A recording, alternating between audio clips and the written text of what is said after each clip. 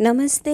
Jhuma sweet kitchen पर आज फिर से मैंने और एक स्वीट रेसिपी लेके आई हूँ। बहुत ही मज़ेदार और हेल्दी रेसिपी है। तो दोस्तों वीडियो को लास्ट तक ज़रूर देखिए और कैसे लगा ज़रूर मेरे कमेंट सेक्शन में बताना, और अच्छा लगे तो ज़रूर लाइक कमेंट शेयर और सब्सक्राइब करना।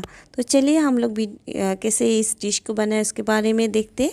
एक कटोरी में मैंने राइस फ्लोर ले लिया 4 चम्मच, और 2 चम्मच मैंने फ्रेश जो दूध के ऊपर का सर होते हैं ना वो मैंने दे दिया। सॉल्ट थोड़ा अपना अंदाज से और पानी देकर उसका एक डो बना लिया। इसके बाद देखिए मैंने लड्डू बनाकर एक डिश पे ले लिया, और इधर पे कढ़ाई बैठाकर मैंने बाटर दे दिया। बाटर गरम होने के बाद मैं जो लड्डू बनाया था उसको मैं फ्राई कर रही हूँ। ध्यान रखना दोस्तों, आप लोगों ने बहुत ही लाइट फ्राई करना। डीप फ्राई करने से वो अंदर से मीन्स ड्राई हो जाएगा, तो बहुत ही लाइट फ्राई करना। इसके बाद मैंने एक डिश पे ले लिया और चम्मच से ना उसको मैं थोड़ा इस तरफ करके दे रही हूँ कि जो लिक्विड होगा ना वो इसके अंदर पे जाए।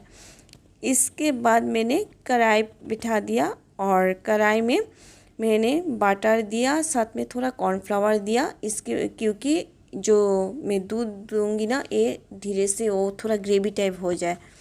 देखिए पानी दिया। इसके बाद साथ में मैंने शुगर फ्री आइटम बनाया, इसलिए इसमें मैंने थोड़ा मीठास के लिए गुड़ दिया, क्योंकि आजकल बहुत लोगों को शुगर होते हैं, तो इसलिए मैंने शुगर फ्री बनाया।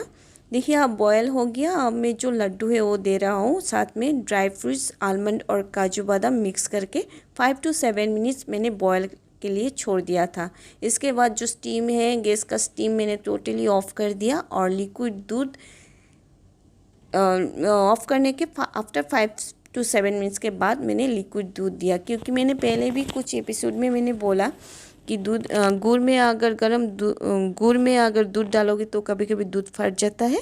तो देखिए इसके बाद मैंने लास्ट में इलायची दे दिया। बहुत ही मज़ेदार डिश है, तो दोस्तों ज़रूर आप लोगों ने ट्राई करना। जब मैंने कटोरी पे उठाया तो उसको मैंने रूम टेम्परेचर में रखने के बाद आफ्टर 2 आवर्स के लिए मैंने रेफ्रिजरेटर में रख दिया था। इसके बाद देखिए ड्राई फ्रूट्स दे दिया, और एक प्लेट में देखिए कितनी ही मज़ेदार डिश है।